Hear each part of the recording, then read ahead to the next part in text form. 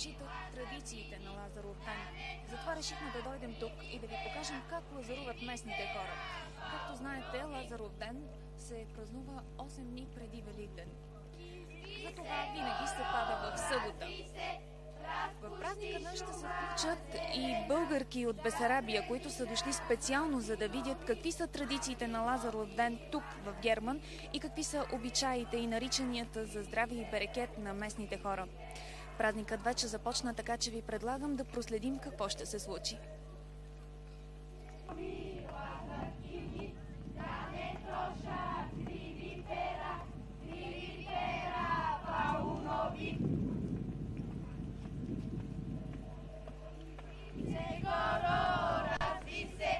Разпусти шума зелена, да преминат малки моми, лазаркини, да не трошат криви пера,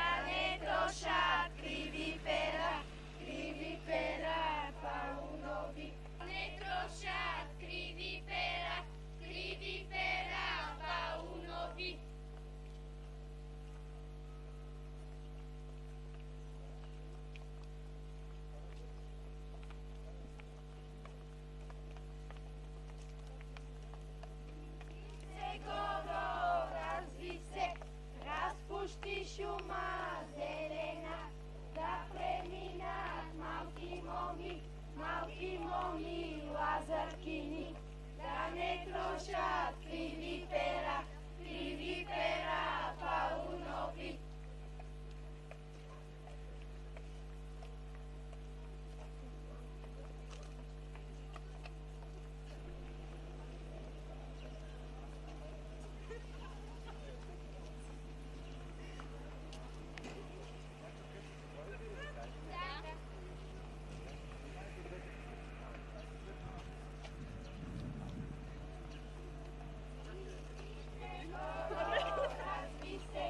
Разпусти шума зелена, да преминат малки моми лазаркини, да не трошат криви пера, паунови. Размитай стано дворове, нареждай стано столове, че ти идат добри гости, лазаркини. Добър ден. Добре дошли. Забравяйте, че дойдохте при нас да уважите този празник, защото и аз имам момичето, което е лазарка и се радвам, че всичките сте тук. Всяка година идвате при нас. И така благоденствие за къщата, за здравето на живущите. Заповядайте сега малко да ни попеете. Върху на стопанката. Ние сме 3 поколения лазарки. Бабата, майката, дъщерята.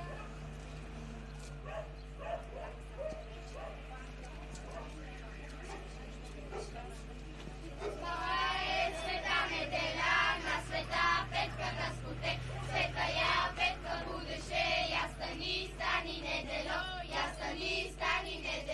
днеска е празник, не спи се, я обърни се, свърни се, я поклони се, Лазаре, по-лепо ръка целувай, та-лепо кърпа да вземеш.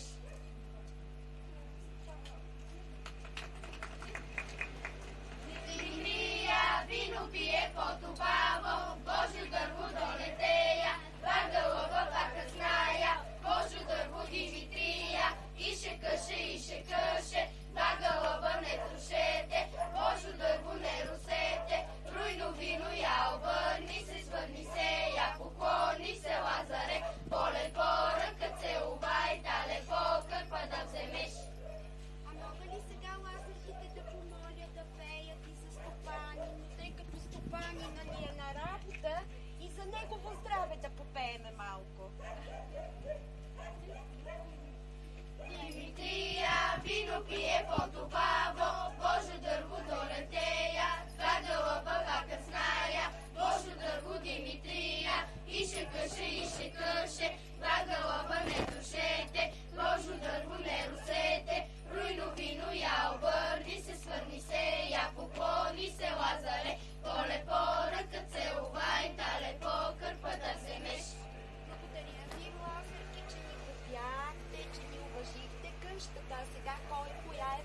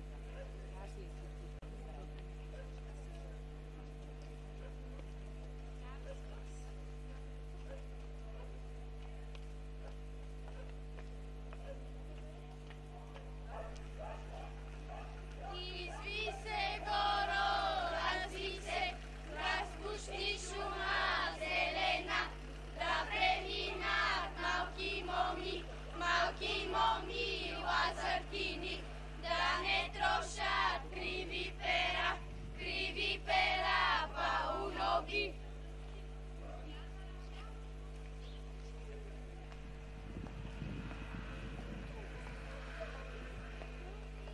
Skoro razvi se, raspušti šuma zelena, da preminat malki momi Lazarkini, da ne trošat krivi pera, pa u nogi.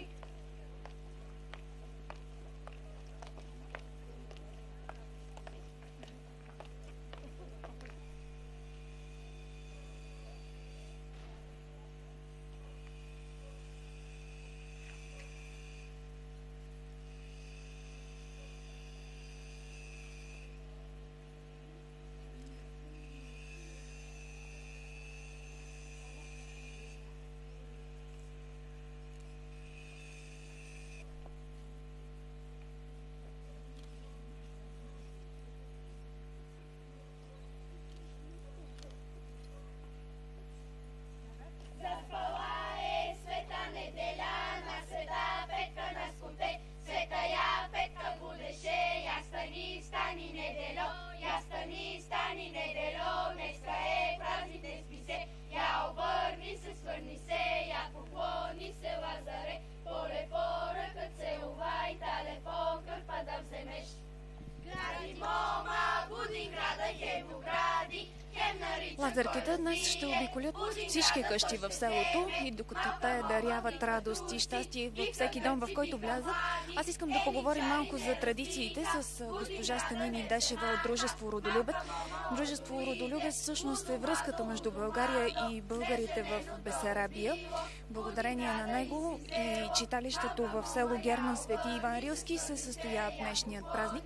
Добър ден!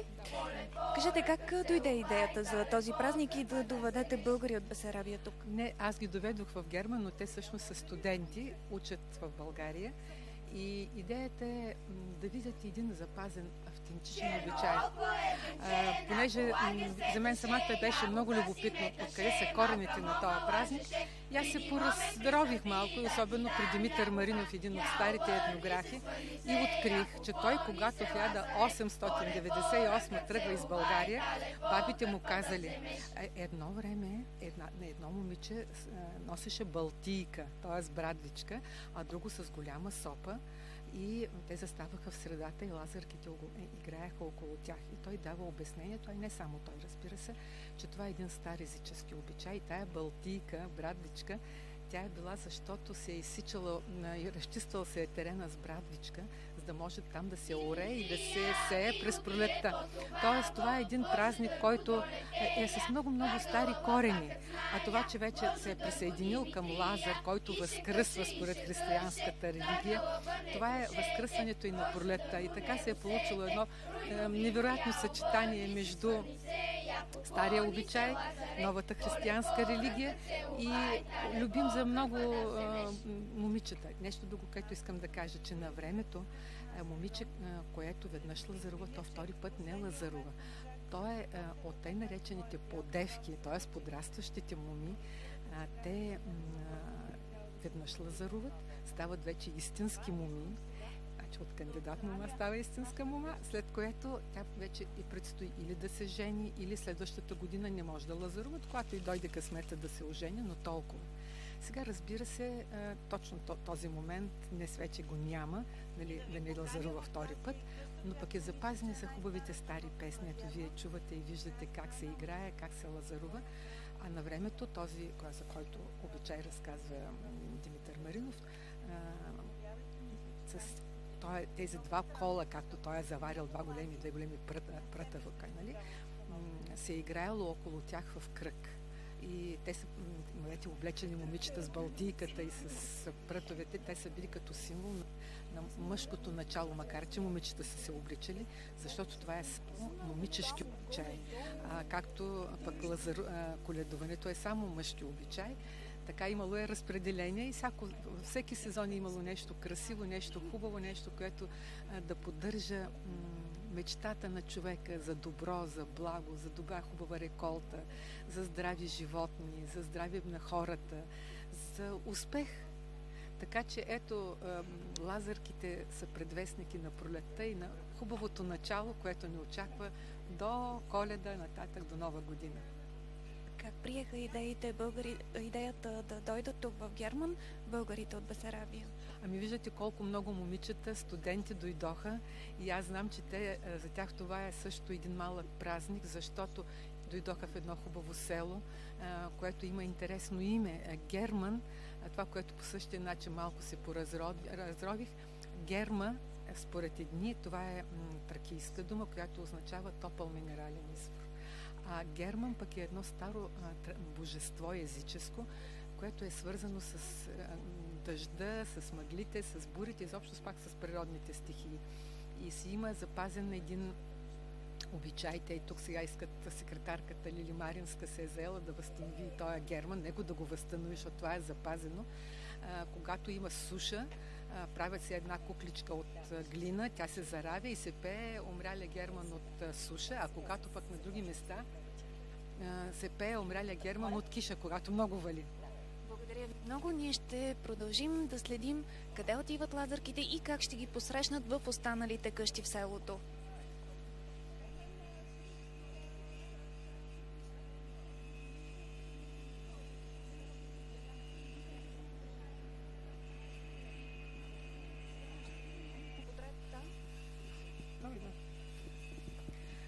Здравей! От колко време лазаруваш? Ами, почти от 3 години. Кой те научи? Ами, ние сами сме се учили. Значи имаме си едно момиче, което също тя учи и тя ни научи почти. Има ли други лазар? Не, само аз съм. Ще научиш ли на това твоите деца? Ами да, защото мисля, че това е много хубав празник и всички трябва да знаят, за да могат за здраве да играят, да са живи и здрави цялото семейство. Теб кой те научи да лазаруваш? Ами аз съм лазарка за първи път, но моята сестра, която сега е на 18 години, тя е била лазарка от 7 годишна и лазарува и тя ме научи. Да, много ми харесва. Ти какво знаеш за лазаруването? Откъде идва този обичай? Ами, аз го знам от баба. Той са бил още от нея се научили нейната баба и майка и така се предава от поколенията. Той вкаля се по къщите, за да се занесе радост, здраве най-вече на семействата и да им е хубаво през цялата година. За първи път ли си лазарка? Не, аз от 6 годишна хора лазарка. Ще продължиш ли да го правиш? Да, докато мога ще продължа. А ти какво знаеш за лазаруването? Какво се прави на този ден? На този ден лазарките обикалят по къщите, за да носят радост и щастие на хората, които ги чакат. Какви са точно в вашето село в Герман? Какво точно се прави? Навсякъде е различно във всяка част на България. Ние влизаме, пееме, танцуваме, хората ни дават яйца, каквото има и Какво се правите след това с тези дарове? Ние разделяме си ги на всички лазарки по-равно и яйцата го едисваме за Ще кажеш ли едно хубаво пожелание за днешния празник? Ами, искам да пожелая на всички да са много здрави, да са щастливи и да продължат този ритуал за вечни времена.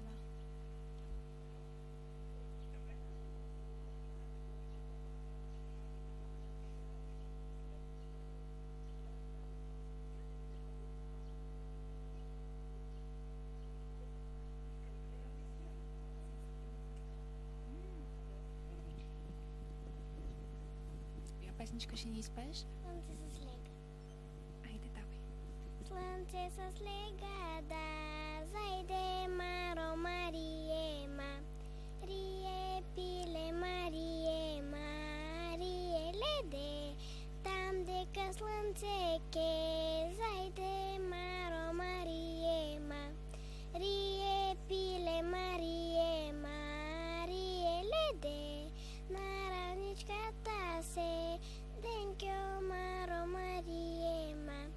Рие пиле Мариема, рие леде, слънце с легада, зайде Маро Мариема. Рие пиле Мариема, рие леде. Много хубава песничка. Кой те научи? Чух я от една кахичка, тя се казва Кака Нина и запях я след нея. Ти как се казваш? София. Откъде си, София? От София. Какво знаеш ти за Лазаров ден? Че ходят по къщи и пеят. Хареса ли ти това, което видя днес? Да. Искаш ли и ти да бъдеш Лазарка? Не много, но е хубаво. От кога живееш в София? От 7,5 години. А сега на колко години си? 7,5. Харесва ли ти тук, в Герман? Да, харесва ми. Когато пораснеш, ще станеш ли до година и ти Лазарка? Да. Едно хубаво пожелание ще ни кажеш ли за Лазаров ден?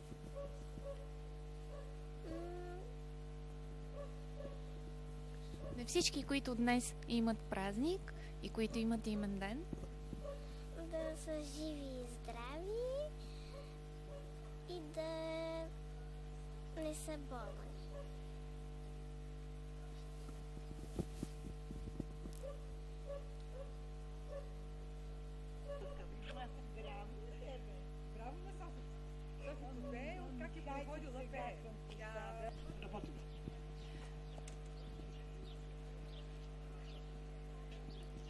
вие сте лазарувала колко години? Лазарувала съм от дете. Бех на 7 години и майка ми ме премени да идем на Лазарица и като отидех да викам другарките ми там, като изскочи кучето, да ме преметна. Се разпръснаха и лалета и всичко, защото се кичехме главите с такива изкуствени лалета. От хартия така и имаше една трева, казваше се койло. Отзад на главата се слагаше, така като букет на голема.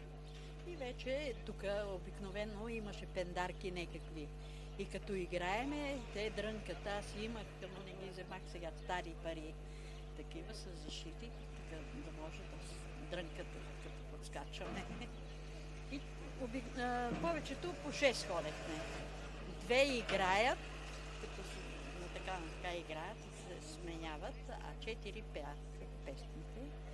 И ходиме, докато вече ни омръзне сутринта, като пойдеме от 9 часа до 1, до 2 и се умориме и се придиме.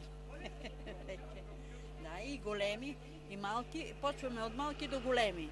18-19 години ще настанели и вече почвам да заглеждат жените и се отказва да е Лазарка. Аз имам внучка. До миналата година ходи, сега е 3-та година в София ученичка.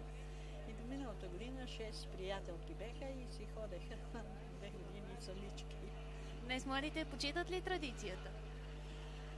Некои почитат, некои не. Не знам защо. Нещо новото ли влиза между хората. Имам превнучка, първи клас е. И имам носия. Направила съм носията още на големите ми внучки. И миналата година я обличах. Сега исках с нощи. Предложих да я облечем, да я доведем. И се отказах. Не искам, бабо, тия селски дрехи. Викам, ами нали и ти си селянка, живееш на село? Не искам. Може би щеше, ама има приятелка и за другата нема такива дрехи, защото на тая съм ми ушила. Литак, пристилка, гертан и всичко има. Ама за другата немаше и тя се отказала. Кажете, какво е различното при лазаруването сега и какво беше на времето? Лазаруването, аз съм тук от преселници от Язовир Искър, бившото село Горни Пасарел. И тук те са от Герман, много години сме, ходиме да пееме, къде ли не по Копривщица. Сега да си кажем, когато бех мъничка за пасарел, нищо, че го нема, но хората пак съществуваме. И кмето ни е пасарелец. И дойдохме тук, ама аз като бех мъничка и баба вика, ще постиш, иде Велиден и Цветница, че нема да дойде Лазарица, лики си Лазарка. И я си вземем прас лук и малко лебец и сол и постим.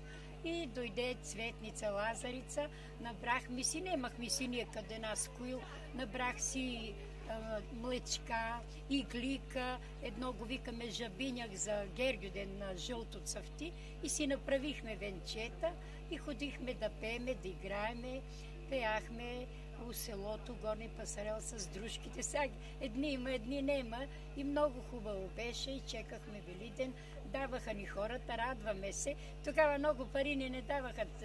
Се яйца имаше много кокошки и хубаво беше, изкарахме. Сега старините вече, нали знаете, но пак ни е весело, патим с дечицата, ги обичаме от читалището, давам им какво немат, носи, с нощи дадох на 2 деца сукмани и те ни уважават баво, навсекъде ходиме и така хубаво.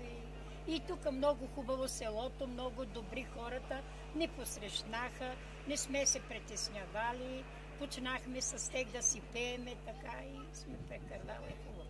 Обичай много сме си правили, седенки, ходили сме по села, ходили сме и аз миналата година бех точно на Цветница, на Италия, на Венеция. Викам, леле, защо си нямаме един чувал враби да си продадем сега? и така много хубаво. На Гърция ходихме, на Турция ходих 10 дена, бех Кошави ли се вика, я му не знам убаво, ма много ми харесаха бабе, младежите, много културни, много морално. Нема така, като тук цуни го ни фанала се лекичко и много ми хареса. Тия се смеят момичетата, така. А там в чужбина как приеха нашите традиции, българските обичаи? Ами хубаво, много ни харесат, много ни бабе, се ни викат мама, много ни харесат, много ни уважават всичко. Много България, хубави песни, хубави обичаи, така. Вие на какво учите внуците си? Ние ги учиме на всички традиции от старо време, от баби, от деди, всичко да знаят и всички са идвали тук в читалището, и мъжа ми, внуците, всички имам. Какво да знаят днешните младежи? Какво трябва да знаят най-много? Трябва да знаят малко и от старото време. Те сега по новото ги учат много хубаво. Ама и ние им разказваме песни. И така приемат децата, да още ни уважават като... И ние много от читалището сме преди 20 години почнали да идваме тук, гледаме всичко да е добре, ходиме и много сме доволни. Утре имате имен ден. Днес какво ще пожелаете на днешните именици за Лазаров? Всичко хубаво, живи, здрави, щастливи и всичко да е добре, спокойно. Много се радваме, че и вие сте дошли, добри гости и всичко хубаво ви желаеме и на вас. Благодаря ви, а сега? Ни беше много така дейно, но преди имахме около 18-20 жени, които пееха, изнасяхме вечеринки, ходехме по другите села, но сега нещо младите отстъпват и ги нема. Иначе ходехме и на Витоша сме ходили, и Лозновете, и Копривщица, и Казичане. Те идват тук, ние ходихме там, разменяваме се, обаче сега останахме 3 баби. Ще изпеете ли сега една хубава песен да покажете на младите как се пее, какви са българските традиции?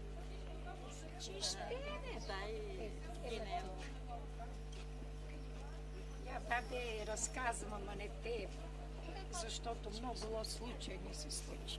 Нещо да поздравите днес хората за празник.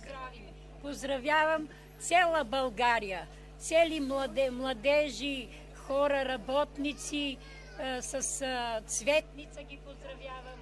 Поздравявам ги и днешния празник, кои са Лазарица, Лазарови, Великдена да посрещнат хубаво, весело и да не е поскъпнува, бабо, да е по-ефтинко.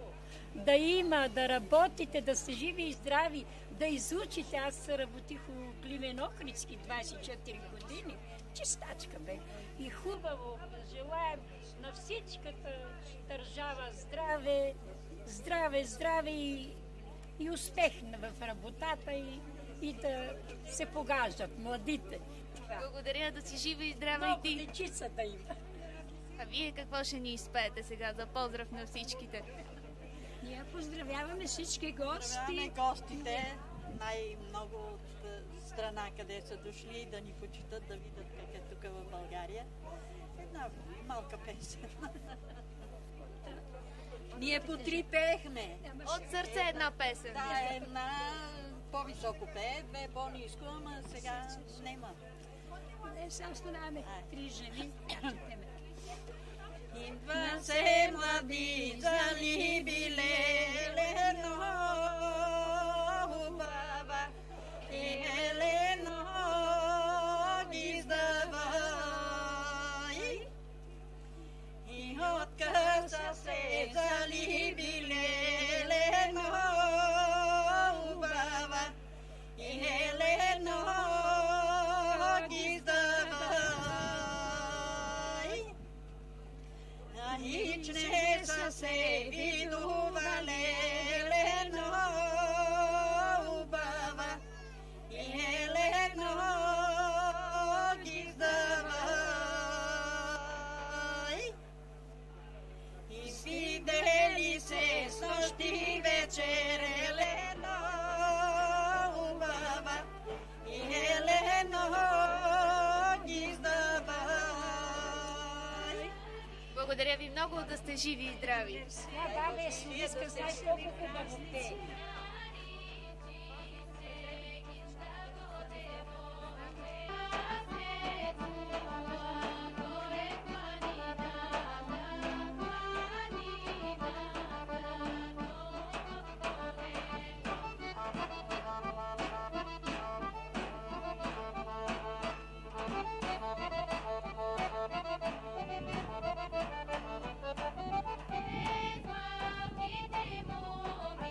Te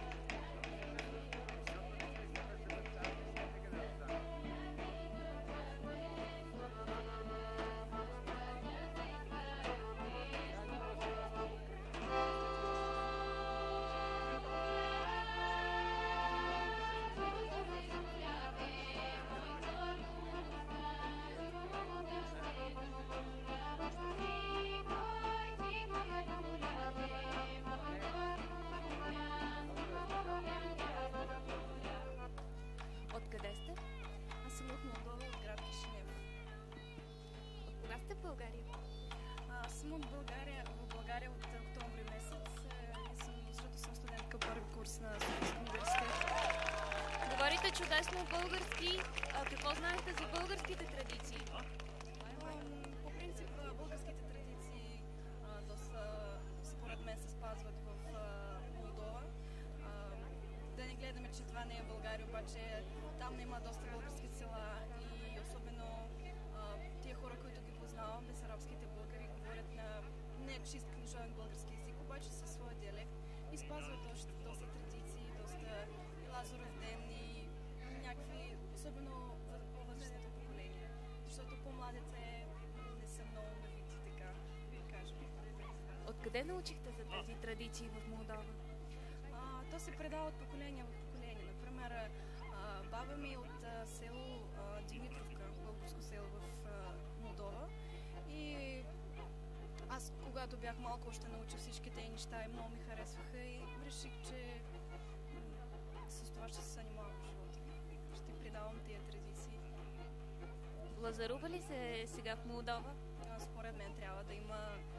Даже съм убедена, че в някои села, особено хора, които много държат на тези традиции, се спазват.